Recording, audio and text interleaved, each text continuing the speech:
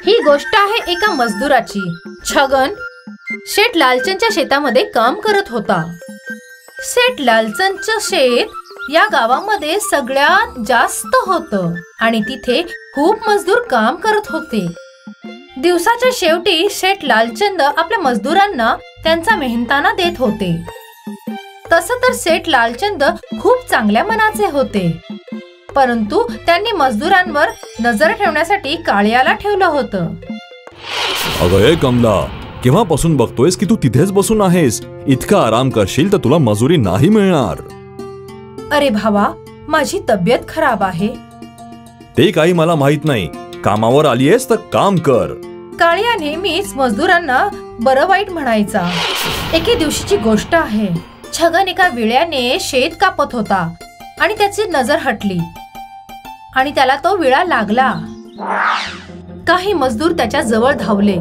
एका बाईने त्याची मलमपट्टी केली आणि मग सगळे मजदूर काम करायला लागले। काही वेळाने तिकडे काळ्या आला। अरे छगन, असा का बसलायस तू? सेठजी काम करता करता त्याच्या हाताला जखम झालीये। कामावर तर काही लक्ष नसतं तुझं, मजुरी मात्र पूर्ण पाहिजे असते। आता यांच्या औषध पाण्याचाही खर्च करा। एक दिवस तुम्ही या सेठला पूर्णपणे कंगाल करून राहाल। काळ्याचे बरे वाईट ऐकून छगनला खूप राग आला। तो काहीच न बोलता घरी निघून आला। घरी आल्यावर त्याने आपल्या बायकोला सगळी कहाणी सांगितली। बिचारी मार बघून रडायला लागली। अगं तू वेडी आहेस का? तू का रडतीयस? काही दिवसात ही जखम भरून निघेल। हा मार तर ठीक होऊन जाईल, पण त्याचं काय? जो काळ्या तुम्हाला नेहमी वाईट बोलत असतो। त्याचं काय? तो तर त्याचा स्वभावच आहे। मी काय बोलते आहे? मजदुरी करायचं सोडून नाही का देऊ शकत? मजदुरी नाही करणार तर मग मी करू तरी काय? आपण कोंबड्या खरेदी करून अंडी विकू शकतो। आणि या कोंबड्यांसाठी पैसे कुठून येणार? माझं काय, पूर्वजांनी माझ्यासाठी कुठल्याही संपत्ती किंवा खजाना सोडलेला नाहीये। मालाने आपल्या हातातल्या दोन्ही बांगड्या काढल्या आणि कानातली कुंडलं पण। दागिने फक्त शोभा वाढवायला नाही, तर गरजेच्या वेळी कामी येण्यास सुद्धा आहेत। नाही नाही, मी हे नाही घेऊ शकत। मालाच्या जास्त जिद्दीमुळे छगनने ते दागिने घेतले। छगन आणि माला बाजारात गेले आणि त्यांनी ते दागिने एका सोनाराजवळ गहाण ठेवले, जेने त्यांना 2000 रुपये मिळाले। मग ते एका कोंबडीवाल्याजवळ गेले। दादा, एका कोंबडीची किंमत काय आहे? एका कोंबडीची किंमत तर 100 रुपये आहे, पण तुम्ही एकत्र जर 10 कोंबड्या विकत घेणार असाल तर एक कोंबडा मी मोफत देईन। अरे वा! छगनने व्यापाराला 1000 रुपये दिले आणि व्यापाऱ्याने एका मोठ्या अशा टोपलीमध्ये 10 कोंबड्या आणि एक कोंबडा ठेवला। छगन आणि माला घरी आले आणि मग त्यांनी बांबूच्या तुकड्यांपासून कोंबडींसाठी एक घर बनवलं। कोंबड्यांना आतमध्ये खेळताना पाहून माला आणि छगन खूप खुश होते। दुसऱ्या दिवशी मालाने सगळ्या कोंबड्यांची अंडी एकत्र केली। छगन त्या अंड्यांना एका व्यापाऱ्याजवळ घेऊन जायचा आणि त्याला त्या 10 अंड्याचे 30 रुपये मिळायचे आणि हे असं रोज चालायचं। 1 महिना निघून गेला आणि आज छगन आपल्या महिन्याची मिळकत मोजत होता। एका दिवसाचे 30 रुपये म्हणजे एका महिन्याचे 900 रुपये आणि तुम्हाला मजदुरी मिळायची 500 रुपये। मी विचार करतो की काही पैसे सोनाराला देऊन यावेत। नाही नाही, जे पैसे जास्त आहेत त्यातून आणखीन कोंबड्या विकत आणू, जेणेकरून आणखीन जास्त नफा होईल। छगनने मालाचं म्हणणं ऐकलं आणि त्याने व्यापाऱ्याकडून 5 कोंबड्या आणखीन आणल्या।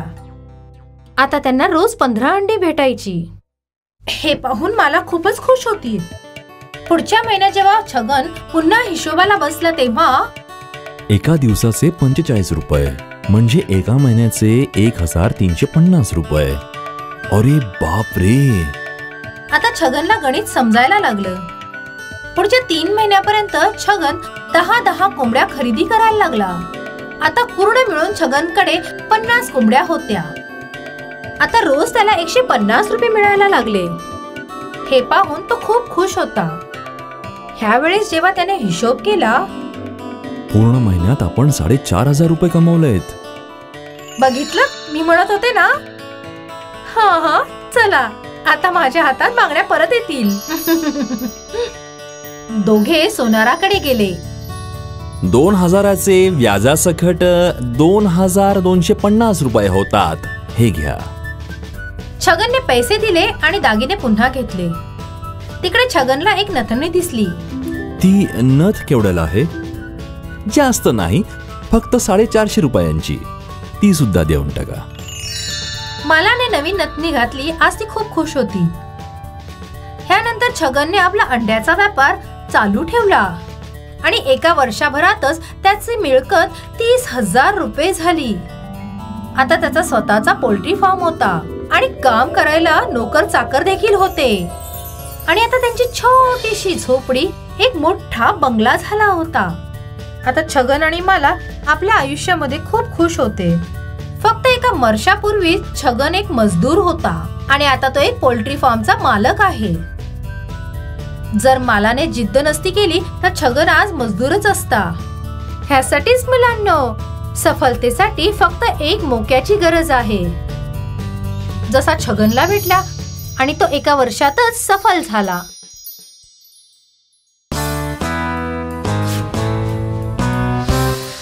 भाज्या घ्या, ताज्या ताज्या भाज्या घ्या. लाल तांबाटी घ्या, हिरव्या हिरव्या ताज्या भाज्या घ्या. मीरा गावागावात फिरून भाज्या विकायची. रोज गावात फिरत असताना तिची नजर एका भाज्यांच्या बगीच्यावर पडायची. किती वर्ष निघून गेली, मी हा भाज्यांचा बगीचा नुसता बघतेच आहे. मीराचं स्वप्न होतं की तिला तो भाज्यांचा बगीचा विकत घ्यायचा होता आणि तिथे स्वतःच भाज्या उगवायच्या होत्या. पण मीराची परिस्थिती तिची साथ देत नव्हती. मीराचा एक छोटा मुलगा होता ज्याच्या पालन पोषणाची सगळी जबाबदारी मीरावरच होती. कारण मीराच्या नवऱ्याचा काही वर्षांपूर्वीच देहांत झाला होता. एक दिवस काय झालं, भाज्या घ्या, ताज्या ताज्या हिरव्या भाज्या घ्या. लाल तांबाटी, हिरव्या हिरव्या ताज्या भाज्या घ्या. तेव्हा समोरून विमला तूप विकणारी आली. अगं ए मीरा, कशी आहेस ग? अगदी बरी आहे. तू बोल, तू कशी आहेस? माझं चांगलं चालू आहे. तू ऐकलंस का, तो भाज्यांच्या बगीच्याचा मालक आहे ना, तो त्याचा बगीचा विकतोय. माझ्याकडे जर एवढे पैसे खरंच असते ना, तर मी आजच तो बगीचा विकत घेतला असता. मीराला तो भाज्यांचा बगीचा इतका आवडायचा की ती सरळ त्या बगीच्याच्या मालकाकडे गेली. शेठजी, मी असं ऐकलंय की तुम्ही हा बगीचा विकताय म्हणून. हो, मी आता म्हातारा झालोय, त्यामुळे या बागेची निगा राखणं मला शक्य नाही. म्हणूनच मी ही विकतोय. काय तुला ही विकत घ्यायचीये? हो, घ्यायचा तर आहे, पण माहित नाही मी की हा विकत घेऊ शकते की नाही. तुम्हाला हा बगीचा किती मध्ये विकायचाय? मला याची 500 नाणी तरी हवी आहेत. अरे बापरे, माझ्याकडे तर फक्त 200 नाणीच आहेत. 200 नाणी तर खूपच कमी आहेत.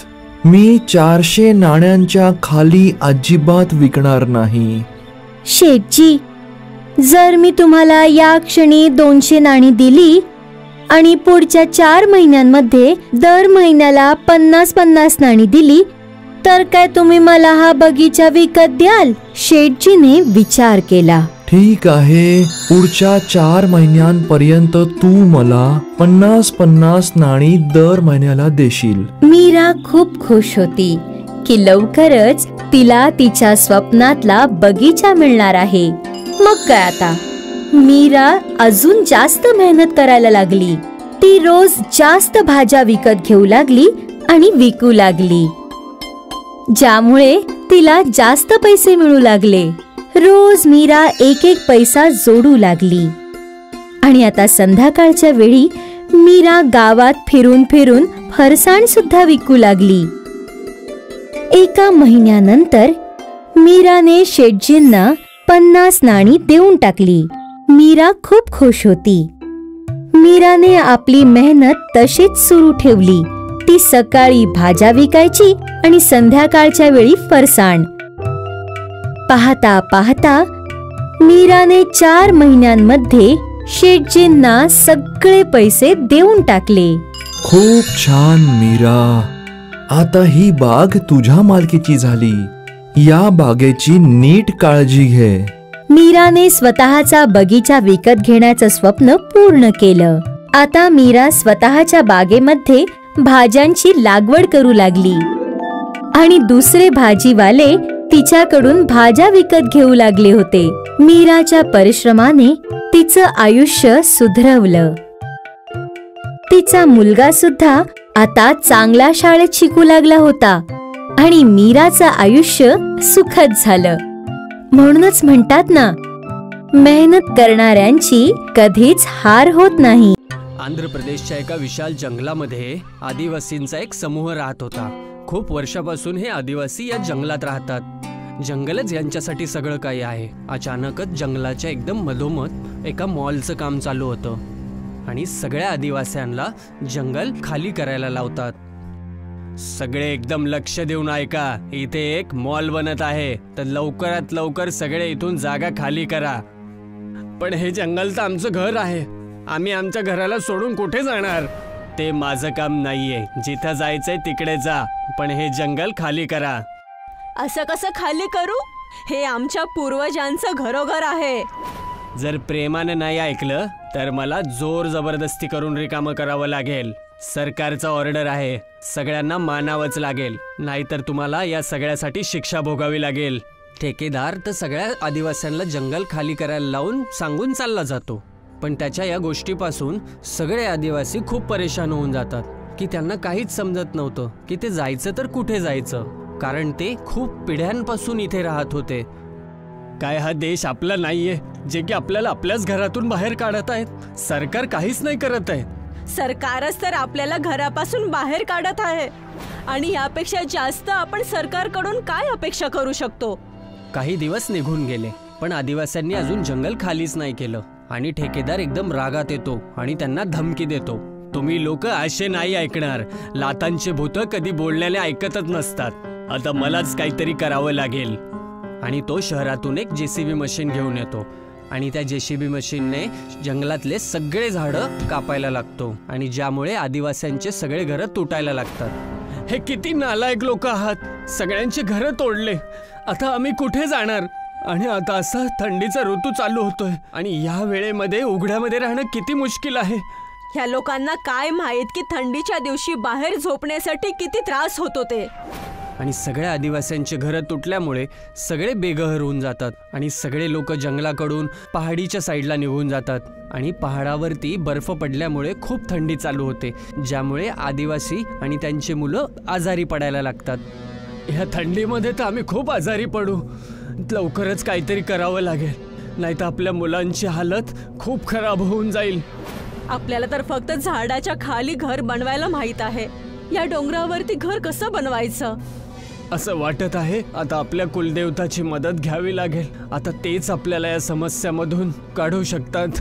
आणि आता सगळा आदिवासी समुदाय बाहेर येऊन आपल्या कुलदेवतेची पूजा करतात आणि त्यांचं कुलदैवत शहामृग असतं. त्यांच्याकडे शहामृगाची खूप मोठी मूर्ती पण आहे. सगळा समुदाय जिथे पण राहतात त्या मूर्तीला ते लोक सोबतच घेऊन जातात. हे कुलदेवता आमची मदत करा, आम्ही सगळे लोक बेघर झालोय. हे कुलदेवता आम्हाला राहण्यासाठी घर द्या, आमची मुलं पहाडाच्या या थंडीमध्ये आजारी पडत आहेत.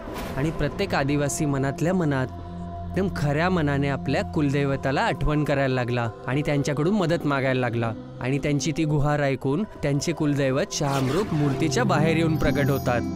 तुमच्या सगळ्यांसोबत खूप अन्याय झालाय, तुमच्याकडून तुमचं घर घेतलं हिसकावून, त्यामुळेच मी तुमची इथे मदत करायला आलोय. शहामृग आपल्या जादूने एक खूप मोठा अंडा बाहेर काढतात, जो की एका मोठ्या शानदार मेहेलपेक्षा पण मोठा असतो. हे माझं जादुई अंड आहे, तुम्ही सगळे याच्यामध्ये राहू शकता आणि भूक लागल्यानंतर तुम्ही यामध्ये ठेवलेलं जेवण पण करू शकता. तुम्हा सगळ्यांना गरमी, पाऊस, थंडी आणि बाकी सगळ्या ऋतूंपासून आणि त्रासापासून तुम्हाला वाचवेल. हे कुलदेवता, आम्ही सगळे आदिवासी ह्या जादूच्या अंड्यासाठी तुमचे आभारी आहोत. हे कुलदेवता, तुमचा जयकार असो. तुम्ही आमच्यासारख्या सगळ्या आदिवासींना नवीन घर देऊन सगळ्या लोकांना पुन्हा एकदा एकत्रित केलं आहे. आम्ही सगळे त्यासाठी तुम्हाला कोटी कोटी प्रणाम करतो. सगळे आदिवासी आपल्या कुलदैवताला प्रणाम करतात आणि कुलदैवता सगळ्यांना आशीर्वाद देऊन तिथून अदृश्य होऊन जातात. आणि आता सगळे आदिवासी कुलदेवाच्या आशीर्वादास्वरूपी दिलेल्या अंड्यामध्ये चालले जातात. हे घर तर एकदम राजाच्या महिलापेक्षा पण मोठं आहे. एवढ्या मोठ्या घरात तर आपण सगळे मिळून एक साथ राहू शकतो. जादुई अंड्याच्या घरामध्ये एक वेगळीच चमक दिसत होती. आदिवासी लोक भूक लागल्यानंतर इथे ठेवलेलं जेवण करायचे. इथे सगळ्यांच्या पसंतीनुसार वेगवेगळ्या खाण्याच्या प्रकार ठेवलेले होते. मला तर असं वाटत आहे हे घर नाही, स्वर्ग आहे. आपल्याला ज्या गोष्टीची आवश्यकता आहे ती सगळ्या गोष्टी इथे आहेत. जेवायसाठी जेवण, झोपायसाठी गादी आणि मुलांच्या अभ्यासासाठी पुस्तकं सुद्धा आहेत. सगळे आदिवासी खूप एकदम आनंदाने जादुई अंड्याच्या घरामध्ये आपलं जीवन बितवत होते. तेव्हाच अचानक एक दिवस जादुई अंड्याचं घर जोर जोरामध्ये हलायला लागतं. असं वाटतंय खूप तुफान येणार आहे. लवकरात लवकर सगळ्या लोकांना घरामध्ये आणावं लागेल. काही आदिवासी जादुई अंड्याच्या घरातून बाहेर जातात आणि बघतात की बाहेर खूप मोठं तेज तुफान येत आहे. आदिवासी सगळ्यात आधी लहान मुलांना आतमध्ये घेऊन जातात. चला पोरांनो, लवकर लवकर घरात चला, जावा, नाहीतर हा तुफान तुम्हाला खूप त्रास देईल. सगळे मुलं लवकरात लवकर अंड्याच्या घरामध्ये सुरक्षित चालले जातात आणि आदिवासी सुद्धा त्यांच्या मागे अंड्याच्या घरामध्ये चालायला लागतात. तेव्हाच त्यांना एकदम कोणाच्या तरी ओरडण्याचा आवाज ऐकायला येतो. वाचवा, वाचवा, कोणीतरी आहे, प्लीज आम्हाला इथून कोणीतरी काढा. आदिवासी बघतो की तुफानामुळे पूर्ण मॉल तुटून पडलाय आणि सगळे लोक त्याच्या खाली दबून गेलेले आहेत. आदिवासी तुफानामध्ये आपला जीव धोक्यामध्ये टाकून त्या लोकांना वाचवायला जातो. चिंता नका करू, मी तुम्हाला सगळ्यांना इथून वाचवून घेऊन जाईल. तुम्ही सगळे लोक तुमचा हात पुढे करा. इकडे बघा, मी इकडे फसलेलोय. आधी मला इथून बाहेर काढा, माझ्या पायामध्ये खूप त्रास होतोय. चिंता नका करू, मी तुम्हाला इथून वाचवून घेऊन जाईल. तुम्ही सगळे लोक तुमचा हात पुढे करा. सांभाळून या, इकडे खूप गोष्टी तुटलेल्या आहेत ज्याच्यामुळे तुम्हाला पण लागू शकतं. माझा पाय तुटला आहे, तुम्ही आरामात या. घाबरू नको, मला याची सवय आहे. तसं पण आम्हाला जंगलामध्ये राहून या सगळ्या गोष्टींची सवय लागते. तर मग ठीक आहे, पण तरी पण थोडं लक्ष द्या. इथं काही खिळे पण पडलेले आहेत. मलब्यामध्ये फसलेले सगळे लोक हात आपला पुढे करतात आणि आदिवासी त्यांना खेचून मलब्यातून बाहेर काढतो. आणि तेव्हा तुफान अजून जास्त वाढतं आणि सगळे त्याच्या चंगुलमध्ये येतात. आणि तेव्हा आदिवासी सगळ्यांना तुफानातून वाचून जादुई अंड्याच्या घरामध्ये घेऊन जातो. तुमचं खूप खूप धन्यवाद आदिवासी भाऊ, तुम्ही आज आमचा जीव वाचवला. जर तुम्ही नसता तर काय माहिती आमचं काय हाल झाले असते. हे तर माझं कर्तव्य होतं, मी तर माझं कर्तव्य निभावलंय. आम्ही लोकांनी तुमचं घर तोडलं आणि तुम्हाला बेघर केलं, त्यासाठी आम्हाला माफ करा. तुमच्यामुळे आम्हाला खूप साऱ्या परेशानीचा सामना करावा लागला. पण आता आमच्याकडे आता राहण्यासाठी मजबूत आणि चांगलं घर आहे. पण एक गोष्ट नेहमी लक्षात ठेवायचं, काही असो, माणूस असो किंवा जनावर, पण त्यांना त्यांच्या घरातून बेघर कधीच नाही करायचं. तुफान थांबल्यानंतर मॉलमध्ये काम करणारे लोक आपल्या आपल्या घरी निघून जातात. आणि आता की तुफानामुळे मॉल तुटला होता, तर हे आदिवासी सगळे मिळून त्या जागेवरती परत झाडं लावायला लागतात.